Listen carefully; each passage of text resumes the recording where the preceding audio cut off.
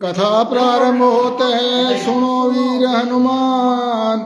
आसन आन विराजियो, पवन पुत्र बलवान सियावर रामचंद्र पद। जय शरणम शंकर हरिओम, जय जय सिया राम।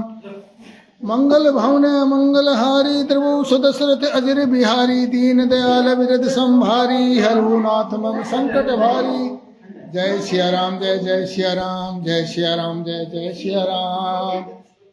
बांके बिहारी लाल की जय, कृष्ण कन्हैया लाल की जय, नंद के गोपाल की जय। नारायण हरि नारायण हरि, राधे राधे। श्री बलदेव शर्मा पटवारी जी, श्रीमद नारायण नारायण, राधे राधे। सुखदेव जी कहते हैं, परीक्षित, अक्रूर जी इस प्रकार स्तुति कर रहे थे कि उन्हें भगवान श्री कृष्ण ने जल में अपने दिव्य रूप के दर्शन कराए, फिर उन्हें छिपा लिया। ठीक वैसे ही जैसे कोई नट अभिनय में कोई रूप दिखाकर उसे पर्दे की ओट में छिपा दे। नारायण हरि नारायण हरि। अक्रूर जी को भगवान कृष्ण ने उस ब्रह्महर्द जो सरोवर था उसमें डुबकी लगा करके जल के नीचे दर्शन दिखाए, और उस दर्शन के बाद अक्रूर जी स्तुति कर रहे थे। भगवान श्री कृष्ण ने जल में उन्हें अपना रूप दिखाया और फिर उसके बाद उसे छिपा लिया। ठीक वैसे ही जैसे कोई नट नाटक में कोई रूप दिखाकर फिर उसे पर्दे की ओट में कर लेते हैं, जैसे पर्दा गिर जाता है, इस तरह एकदम दूर हट की माया। जब अक्रूर जी ने देखा कि भगवान का वह दिव्य रूप अंतर्ध्यान हो गया, तब वो जल से बाहर निकल आए और जल्दी से सारे आवश्यक समाप्त करके चले आए। भगवान श्री कृष्ण जी ने उनसे पूछा, चाचा जी आपने पृथ्वी आकाश या जल में कोई अद्भुत वस्तु देखी है? क्योंकि आपका शक्ल देखने से, आपके चेहरा देखने से ऐसा लगता है कि आपने कुछ देखा है। भगवान से कोई छिपा हुआ थोड़ी है, वैसे वो पूछना चाहते हैं। अक्रूर जी ने कहा, प्रभु पृथ्वी आकाश या जल में और सारे जगत में जितने भी अद्भुत पदार्थ हैं वे सब आप में ही हैं, क्योंकि आप विश्व रूप है। नारायण हरि नारायण हरि। जब मैं आपको ही देख रहा हूं तब ऐसी कौन सी अद्भुत वस्तु रह जाती है जो मैंने न देखी हो? भगवान जितने भी अद्भुत वस्तुएं हैं वे पृथ्वी में हो, जल में, आकाश में, सबकी सब जिनमें है, उन्हीं में मैं आपको ही देख रहा हूं। नारायण हरि नारायण हरि। जो भी वस्तु मेरे को संसार में दिखाई दे रही है, इसको सुनो पहले थोड़ा ध्यान। जो भी आकाश में चीज दिखाई दे रही है, चाहे वो जीवित हो, चाहे सजीव हो, चाहे निर्जीव, सब में मेरे को तो आप ही आप दिखाई दे रहे हैं। और वास्तव में भागवत पुराण का यही दर्शन है, यही भागवत पुराण का मर्म है कि हर चीज में भगवान को ही देखे। कीड़ी से लेकर हाथी तक, सजीव से लेकर निर्जीव तक, मनुष्य, हर मनुष्य में सब भगवान की रचना है और भगवान ने बनाई हुई है, और उसमें भगवान ही विराजमान है। जब ऐसा आदमी देखने लग जाता है तो फिर वो भागवत में हो जाता है। सत्यपाल शर्मा जी, राधे राधे। भगवान भगवान जितने भी अद्भुत वस्तुएं हैं जो हुए, चाहे पृथ्वी में हो, पृथ्वी के अंदर हो, पृथ्वी के ऊपर हो, जल में हो या आकाश में हो, सबके सब जिनमें आप ही को मैं देख रहा हूं। नारायण हरि, नारायण हरि। और ऐसा कहकर गांधी नंदन अक्रूर जी ने यह कह करके रथ हाँक दिया और बोला, भगवान मैंने कोई अद्भुत चीज क्या देख ली, सब आपका ही हो, तुम में हो, तुझ में हो, मुझ में हो, सब में ओम समाया। बोला सब मैंने तो कोई अजीब चीज कोई नहीं देखी जल के नीचे, मेरे को तो बोला बाहर भी वही दिख रहा है, भीतर भी वही दिख रहा है, सब जगह आप ही दिखाई दे रहे हो। परीक्षित और मार्ग में स्थान स्थान पर गांव के लोग मिलने के लिए आते। अक्रूर जी को कंस ने भेजा कि बलराम और कृष्ण को ले आ, और सारे नंद बाबा को, सब गोपाल वालों को यहाँ लिया। ये कह के लिया कि यहाँ पे एक उत्सव त्योहार है, यहाँ बहुत बड़ा यज्ञ हो रहा है, उसको देखने के लिए बुलाया है, इस बहाने उनको लेके आना है, और यहाँ पर आते ही मैं उनको मार डालूंगा सबको, और उसके बाद फिर मैं देवताओं को देखूंगा। नारायण हरि, नारायण। अपनी जब गिदड़ की मौत आती है तो शहर की तरफ भागता है, अपनी मौत को स्वयं बुला रहा है अक्रूर जी को भेज के, और अक्रूर जी उनको लेके आ रहे हैं। रास्ते का ये विवरण चल रहा है। रास्ते में मार्ग में स्थान स्थान पर गांव के लोग मिलने के लिए आते, और बलराम जी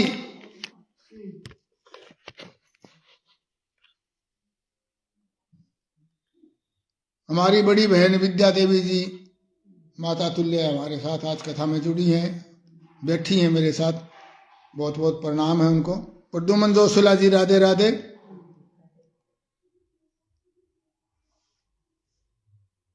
और गांव के लोग लाइन लगा करके भगवान को देखते और आनंद मगन हो जाते। नंद बाबा जी ब्रजवासी तो पहले ही वहां पहुंच गए थे आगे उनके पास, और वो वहां पर मथुरापुरी के बाहर बाग में रुककर उनकी प्रतीक्षा कर रहे थे। वहां पर पहुंच करके भगवान ने विनीत भाव से अक्रूर जी का हाथ अपने हाथ में लेकर मुस्कुराते हुए कहा, चाचा जी आप रथ पहले लेकर के मथुरापुरी में प्रवेश कीजिए, अपने घर जाइए, और हम लोग पहले यहाँ उतर करके नगर देखने के लिए जाएंगे, क्योंकि गांव का आदमी अब तो गवाले थे, अनपढ़ी थे, अब तक कोई स्कूल में थोड़ी गए हों। तो बोला हम पहले मथुरा का नगरी देखेंगे, हमारे लिए तो पहली बार हो रहा है जीवन में शहर, और आप अपने घर जाइए। अक्रूर जी ने कहा, प्रभु आप दोनों के बिना मैं मथुरा में नहीं जा सकता, हे स्वामी मैं आपका भक्त हूं, आप मुझे मत छोड़िए, आप आइए चले, और मेरे घर चल करके पहले मुझे स्नात कीजिए। हम गृहस्थ लोग हैं, हमारे घर को पवित्र कीजिए। आपके चरणों के जल से गंगा जी ने तीनों लोग पवित्र कर दिए हैं, फिर आपके स्वयं के चरण तो आप तो मूर्तिमान पवित्रता ही है खुद। भगवान ने कहा, चाचा जी मैं दाऊ भैया के साथ आपके घर जरूर आऊंगा, परंतु उससे पहले मुझे एक काम करना है, इस यदुवंशियों के द्रोही कंस को मारकर सभी अपने सुहृद सज्जनों का प्रिय करूंगा, और उसके बाद मैं आपके पास आऊंगा। नारायण हरि, नारायण। पहला मेरा काम है, जिस काम के लिए मैं यहाँ आया हूं, आप मुझे लेकर आए हो, मैं पहले वो काम करूंगा। सुखदेव जी कहते हैं, परीक्षित भगवान के इस प्रकार कहने पर अक्रूर जी कुछ अनमने हो गए, उदास हो गए। उन्होंने पुरी में प्रवेश करके कंस से श्री कृष्ण और बलराम जी के लाने का समाचार बता दिया, भी मैं ले आया हूं, उनको आ लिए वो। फिर अपने घर गए।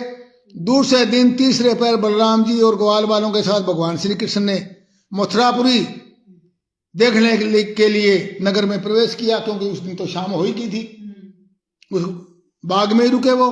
भगवान ने देखा कि नगर के प्रकोटे, जो मथुरा नगरी है उसकी भव्यता बताई गई है। प्रकोटे में स्फटिक मणि बिल्लोर के बहुत बड़े बड़े प्रधान दरवाजे, घरों में बड़े बड़े फाटक बने हुए हैं, उनमें सोने के बड़े बड़े किवाड़ लगे हुए हैं, सोने के तोरण दरवाजे बने हुए हैं। नगर के चारों ओर तांबे और पित्तल की चार दीवारी बनी हुई है, और खाई के कारण कहीं से भी उस नगर में प्रवेश करना बड़ा कठिन है, चारों ओर खाई। साधारण स्थान पर सुंदर बाग और रमणीय उपवन, सोने से सजे हुए चौराहे, धनी लोगों के महल, उनके साथ बगीचे इत्यादि। उस समय नगर की जब भगवान श्री कृष्ण और बलराम जी ने ग्वालों के साथ राजपथ से मथुरा में नगरी में प्रवेश किया, राजपथ से आजकल अब जीटी रोड बोलते हैं, महामार्ग बोलते हैं, उसमें राजपथ बोलते थे, उसमें नगर की नारियां बड़ी उत्सुकता से उन्हें देखने के लिए झटपट अटारियों पर चढ़ गई। और जिसने जैसी हालात में थी वो उसी हालात में चढ़ गई। कोई अपना जो काम कर रही थी उसको छोड़कर उसी को छोड़ करके, जो माताएं बच्चों को दूध पिला रही थी वो उन्हें गोद से हटाकर भगवान श्री कृष्ण को देखने के लिए चल पड़ी। कोई आटा रोटी बना रही थी तो उसको आटे को बीच में छोड़ के चल पड़ी। नारायण हरि नारायण हरि। कमल नयन भगवान श्री कृष्ण मतवाले हाथी के समान बड़ी मस्ती से चल रहे थे। उन्होंने लक्ष्मी जी को आनंदित करने वाले अपने श्याम सुंदर विग्रह से नर नारियों के नेत्रों को बड़ा आनंद दिया, यानी कि जो भगवान जैसे होते हैं वैसे ही रूप में मथुरा वालों को दर्शन दिए। मथुरा की स्त्रियां बहुत दिनों से भगवान श्री कृष्ण की अद्भुत लीलाएं सुनती आ रही थी, इसलिए वो उनको देखने के लिए बड़ी व्याकुल थी। भगवान ने सबको दर्शन दे करके उनका सम्मान किया और मथुरा की नारियां अपने अपने महलों की अटारियों पर चढ़कर बलराम श्री कृष्ण पर पुष्पों की वर्षा करने लगी। नारायण हरि नारायण हरि। ब्राह्मण क्षत्रिय वैश्यों ने स्थान स्थान पर दही चावल जल से भरे पात्र, फूलों के हार, चंदन और भेंट की सामग्रियों से आनंद मगन होकर भगवान श्री कृष्ण और बलराम की पूजा की कंस के नगर में।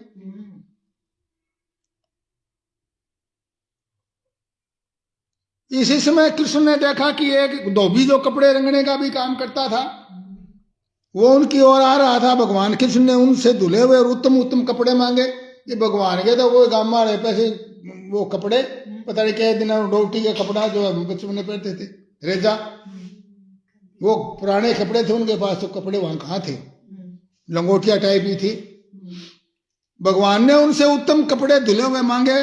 भगवान ने कहा भाई तुम हमें ऐसे वस्त्र दो जो हमारे पूरे शरीर में फिट आ जाए। वास्तव में हम लोग उन वस्त्रों के अधिकारी हैं क्योंकि हम टैक्स देते हैं गांव से राजा को, और यदि तुम हमें वस्त्र दोगे तो तुम्हारा कल्याण होगा। परीक्षित भगवान सर्वत्र परिपूर्ण है, सब कुछ उन्हीं का दिया हुआ है, उन्हें इस प्रकार मांगने की तो एक लीला थी मात्र। परंतु वह मूर्ख राजा का कंस सेवक होने के कारण मतवाला हो रहा था। राजा कंस का सेवक होने के कारण वो क्रोध में बोला तुम लोग तो रहते हो पहाड़ों जंगलों में, बनवासी लोग, वहां ऐसे ही वस्त्र पहनते हो, क्या घर में भी ऐसे वस्त्र पहनते हो जो तुम मेरे से मांग रहे हो? तुम लोग बड़े उदंड हो, राजा के धन को देख करके लूटने की इच्छा तुम्हारी। अरे मूर्खो जाओ, भाग जाओ, नहीं तो कैद में जाओगे। जब धोबी इस प्रकार बकवास कर रहा था तो भगवान कृष्ण ने तनिक कुपित होकर उसे एक तमाचा लगाया और जिससे उसका सिर धड़ से अलग होकर नीचे गया। बोलो कृष्णचंद्र भगवान की। यह देखकर उस धोबी के अधीन काम करने वाले सब के सब कपड़ों के गट्ठर वहीं छोड़कर भाग लिए और भगवान श्री कृष्ण और बलराम जी ने मनमाने वस्त्र पहन लिए और वस्त्रों में बहुत से अपने खुद तो पहने अपने ग्वाल वालों को भी पहनाए दिए सारे वो राजा वाले वस्त्र, और बहुत से कपड़े जमीन पर वहीं छोड़ करके आगे चल पड़े। आगे बढ़े जब उन्हें एक दर्जी मिला, भगवान का सौंदर्य देखकर उसे दर्जी को बड़ी प्रसन्नता हुई। उसने उसके सब रंग बिरंगे सुंदर वस्त्रों से शरीर पर ऐसे सजा दिया कि सब ठीक ठाक हो गए। उसको अच्छी तरह पहना दिया, फिटिंग कर दी, जिसको फिटिंग बोलते हैं आजकल। अनेक प्रकार के उनसे वस्त्रों से विभूषित होकर के और वो चल पड़े। भगवान श्री कृष्ण उस दर्जी पर बहुत प्रसन्न हुए और उसको इस लोक में भरपूर संपत्ति, बल, ऐश्वर्य, अपनी स्मृति और दूर तक देखने सुनने की इंद्रिय आदि शक्तियां दे दी और मृत्यु के बाद भी अपना सारूप्य मोक्ष भी उन्हें दे दिया। नारायण हरि नारायण हरि। भगवान के साक्षात दर्शन होते हैं, उसका फल अमोघ होता है।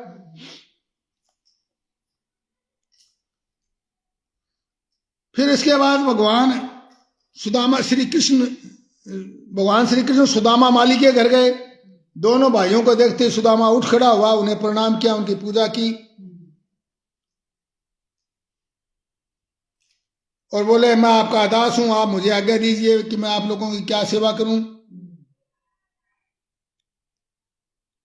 इस प्रकार कह करके सुदामा माली ने सुंदर सुंदर सुगंधित पुष्पों से गुथे हुए हार उन्हें पहना दिए। जब ग्वाल बाल बलराम जी के साथ भगवान श्री कृष्ण उन सुंदर सुंदर मालाओं से सज गए, तब वरदायक प्रभु ने प्रसन्न होकर के शरणागत सुदामा को श्रेष्ठ वर दिए। सुदामा माली ने उनसे यही वर मांगा, हे प्रभु, आप ही समस्त प्राणियों की आत्मा हैं, आपके चरणों में मेरी अविचल भक्ति रहे। नारायण हरि नारायण। भक्ति मांगी। भगवान ने सुदामा को उनके मांगे हुए वर तो दिए ही दिए, साथ में ऐसी लक्ष्मी भी दी जो वंश परंपरा के साथ बढ़ती जाए, और साथ ही साथ बल, आयु, कीर्ति और कांति का भी वरदान दिया। इसके बाद भगवान वहां से विदा हुए। सुखदेव जी कहते हैं, परीक्षित, इसके बाद भगवान श्री कृष्ण जब अपनी मंडली के साथ राजमार्ग से आगे बढ़े, तब उन्होंने एक युवती को देखा। उसका मुंह तो बड़ा सुंदर था, शरीर से कुबड़ी थी, कुब्जा, इसी से उसका नाम पड़ गया कुब्जा। वो अपने हाथ में चंद्र का पात्र लिए हुए जा रही थी। सिर्फ भगवान श्री कृष्ण प्रेम रस का दान करने वाले हैं। उन्होंने कुब्जा पर कृपा करने के लिए उनसे पूछा, सुंदरी तुम कौन हो यार, चंदन किसके लिए ले जा रही हो? कुब्जा ने कहा, परम सुंदर, मैं कंस की प्रिय दासी हूं, महाराज मुझे बहुत मानते हैं। मेरा नाम त्रिवक्रा, यानी कुब्जा 3 जगह से मुड़ी, त्रिवक्रा 3 जगह से मुड़ी, उसको कुब्जा बोलते हैं।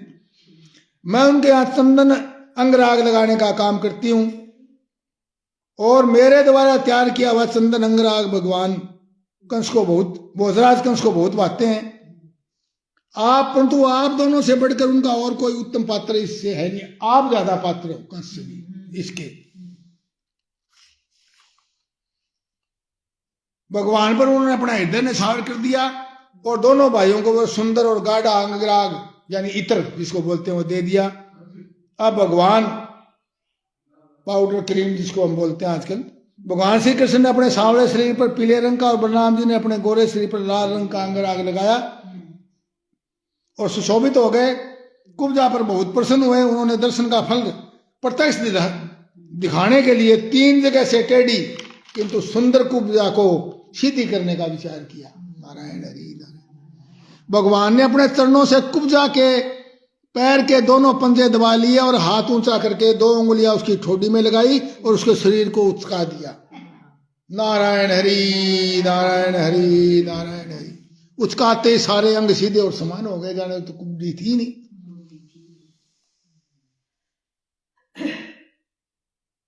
अब वो तो एक सुंदर युवती बन गई। उसने कहा, वीर श्रोमणे आइए घर चले, मैं आपको यहां नहीं छोड़ सकती क्योंकि आपने मेरे चित्त को मथ डाला है, मुझ दासी पर कृपा कीजिए। जब भगवान बलराम जी के सामने कुब्जा ने इस प्रकार प्रार्थना की, तब वो ग्वाल वालों की ओर हंसते हुए उनसे कहा, सुंदरी तुम्हारा घर संसारी लोगों के लिए अपनी मानसिक व्याधि मिटाने का साधन है। मैं अपना कार्य पूरा करके फिर मैं वहां आऊंगा, मेरा कार्य कुछ और है। हाँ, वो करके फिर आऊंगा। हमारे जैसे बेघर के बटोइयों को तुम्हारा ही तो आसरा है। हम तो बेघर वाले हैं, हमारा घर थोड़ी है, हम तो तारा ही भरोसा है, आज जरूर आएंगे। इस प्रकार मीठी मीठी बातें करके भगवान ने उन्हें विदा कर दिया।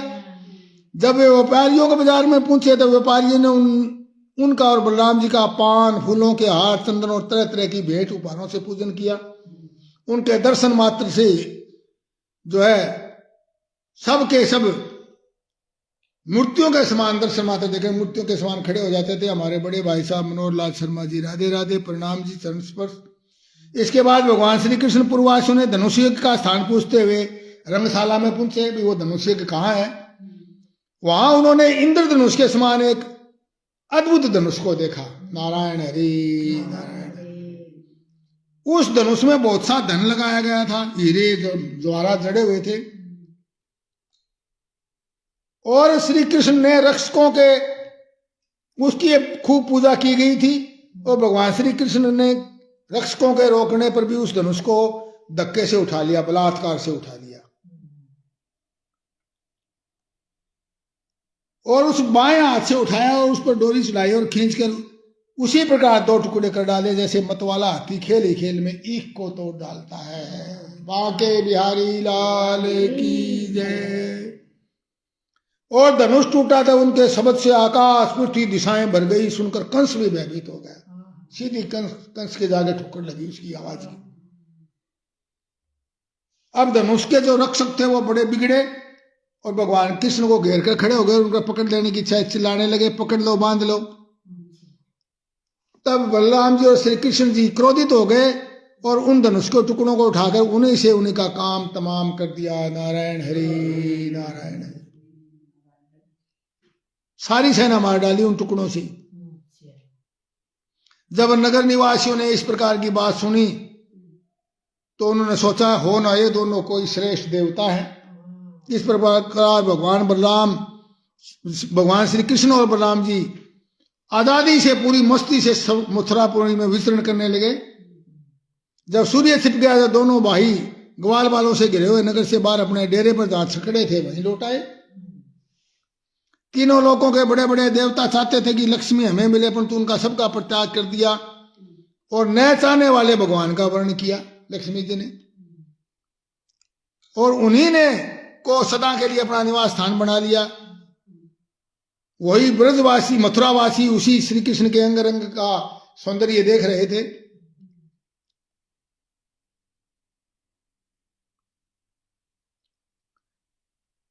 फिर हाथ पैर धो करके श्री कृष्ण और बलराम जी ने दूध से बने हुए खीर आदि पदार्थों का भोजन किया। कंस आगे क्या करना चाहता है इस बात का पता लगाकर रात को वहीं आराम से सो गए। जब कंस ने सुना कि श्री कृष्ण और बलराम ने धनुष तोड़ डाला और श्रृंगार भी कर डाला सेना का, तब उसके लिए वो बहुत डर गया, भयभीत हो गया। रात को उसको नींद नहीं आई और जागृत अवस्था में और स्वप्न में भी उसको बड़े बड़े अपशकुन होने लगे जो उसकी मृत्यु के सूचक थे।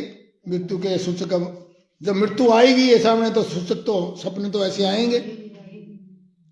जागृत अवस्था में तो उसने देखा कि जल और दर्पण में शरीर की परछाई तो पड़ती है परंतु सिर दिखाई नहीं देता, बिना सिर की। दर्पण में देखा तो सिर कौन दिखे, जल में देखा तो सिर नहीं दिखा, बाकी सिर दिखाई दे। और अंगुली आदि की आड़ न होने पर भी चंद्रमा तारे और दीपक आदि की ज्योतियां उन्हें दो दिखाई देने लगी।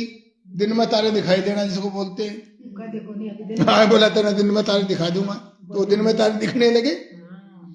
और छाया में छेद करके दिखाई पड़ता है, कानों में उंगली डालकर सुनने पर भी प्राणों का घूंघू शब्द सुनाई नहीं पड़ता। नहीं तो कान बंद कर लिया तो अपने शब्द, अपने शरीर की शब्द तो सुनाई देवा, हृदय की धड़कन वगैरह। वृक्ष सुनहले प्रतीत होते हैं और बालू और किचन में अपने पैरों के चिन्ह नहीं बनते। मिट्टी के अंदर पैरों के निशानी दिखाई बन रहे उसके। सपन अवस्था में देखा कि वह प्रेतों के गले लग रहा है और गधे पर चलकर चलता है, विष खा रहा है, उसका सारा शरीर तेल में तर है और नग्न होकर कहीं जा रहा है। नारायण हरि नारायण हरि। अब वह बहुत डर गया, बड़ी चिंता होगी, भयभीत हो गया, मृत्यु से डर गया। रात को नींद न आई। जब रात बीत गई, जब सूर्य नारायण भगवान पूर्व से उठे, तब राजा कंस ने मल्ल क्रीड़ा दंगल का महोत्सव प्रारंभ करवाया। राज कर्मचारियों ने रंगभूमि को भली भांति सजाया। बोला कुश्ती का दंगल है, तुर्य आदि बजने लगे। राजा कंस अपने मंत्रियों के साथ मंडलेश्वरों के बीच में जाकर के राज सिंहासन पर जा बैठा। इस समय कंस ने नंद आदि गोपों को बुलवाया। उन्होंने उन लोगों को तरह तरह की भेंटें दी उसको, कंस को, और जाकर के एक मंच पर सारे बैठ गए। सुखदेव जी कहते हैं, काम क्रोध आदि सत्वों को पराजित करने वाले परीक्षित अब श्री कृष्ण और बलराम जी भी स्नान दान करके और दंगल के अनुरूप उसकी ध्वनि, नगाड़े की ध्वनि सुन करके रंगभूमि देखने के लिए चल पड़े। दरवाजे पर पहुंचकर देखा कि महावत की प्रेरणा से कुवलियापीड़ नाम का हाथी खड़ा है। वो हाथी कंस ने पहले खड़ा कराया, तभी वो और सब चीज से बच जाए तो फिर उस हाथी से रगड़वा देना उसको।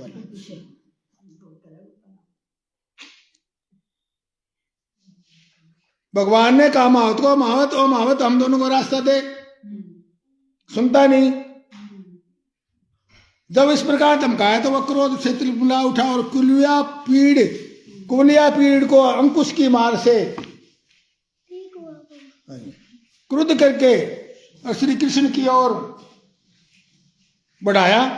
कुवलियापीड़ ने भगवान की ओर झपटकर बड़ी तेजी से सूंड में लपेट लिया और भगवान की सूंड से बाहर, भगवान सूंड की बाहर सूंड के से बाल सरकाए और एक गुस्सा जमाकर उसके पैरों के बीच में जा छुपे हाथी के।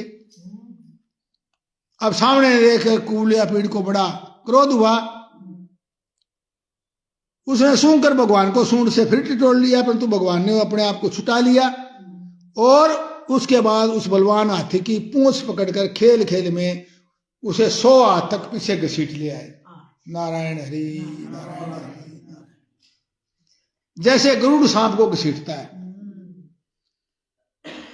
जिस प्रकार घूमते हुए बच्चों के साथ बालक घूमता है, भगवान वैसे ही पूंछ पकड़ के उसे घुमाने लगे और खेलने लगे। इसके बाद उन्होंने हाथी के सामने जाकर उन्हें गुस्सा जमाया।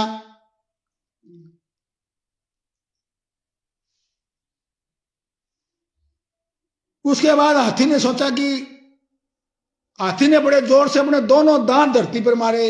जब कुलिया पीड़ का यह आक्रमण व्यर्थ हो गया तो वह भगवान पर टूट पड़ा। भगवान ने अपने एक ही हाथ से उसकी सूंड पकड़कर धरती के ऊपर पटक दिया। नारायण हरि काम तमाम। परीक्षित मरे हुए हाथी को छोड़कर भगवान उसके दांत लिए हुए ही रणभूमि में प्रवेश किया, क्योंकि मारा तो उसके दांत काट लिए, ये दिखाने के लिए भी तेरे जो तने बंदोबस्त कर रखा है वो मकरिया है। परीक्षित भगवान श्री कृष्ण और बलराम दोनों के ही हाथ में कुलिया पीड़ के बड़े बड़े दांत ऐसे सुशोभित हो रहे थे जैसे कोई शस्त्र हो। उन्होंने रंगभूमि में उन दांतों को लिए हुए प्रवेश किया।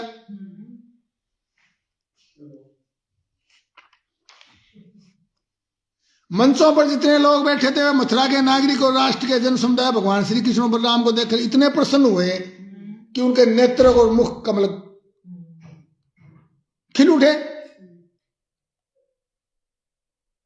और सोचने लगे, कोई बोलने लगा कि इन्होंने ही पूतना और वो सारे याद आ गई उनको भी, इन्होंने मारे इन बच्चों ने। कालिए नाग का दमन, गिरिराज गोवर्धन पर्वत को अंगुली पर उठाना, गोपियां इनकी मंद मंद मुस्कान पर सदा प्रसन्न रहती, आनंदित रहती। और ऐसे ही श्याम सुंदर के बड़े भाई कमल श्री बलराम जी है, इन जिन्होंने प्रलंबासुर, वत्सासुर, बकासुर आदि को मारा। उसी समय तुर्री बजी और चाणूर ने भगवान श्री कृष्ण और बलराम को संबोधन करके कहा, नंद नंदन श्री कृष्ण बलराम जी, तुम दोनों वीरों के आदरणीय हो, इसलिए महाराज ने यह सुनकर कि तुम लोग कुश्ती लड़ने में बड़े निपुण हो, आप लोगों को अपना कौशल दिखाने के लिए यहाँ बुलाया। आज कर्तव्य दिखाओ, सुने तुम बड़े पहलवान हो, इसलिए आओ हम और तुम मिलकर महाराज को प्रसन्न करने के लिए आज कुश्ती लड़ते। परीक्षित भगवान श्री कृष्ण तो चाहते ही थे कि हम इनसे दो हाथ करें, इसलिए उन्होंने चाणूर की बात सुनकर के कहा, चाणूर हम भी भोजराज कंस की वनवासी प्रजा है, हम तो प्रजा है, इसलिए महाराज को प्रसन्न करने के लिए हम जरूर करेंगे कुश्ती। चाणूर ने कहा, अजी तुम और बलराम न तो बालक और न तो किशोर हो, तुम दोनों बलवानों में श्रेष्ठ हो।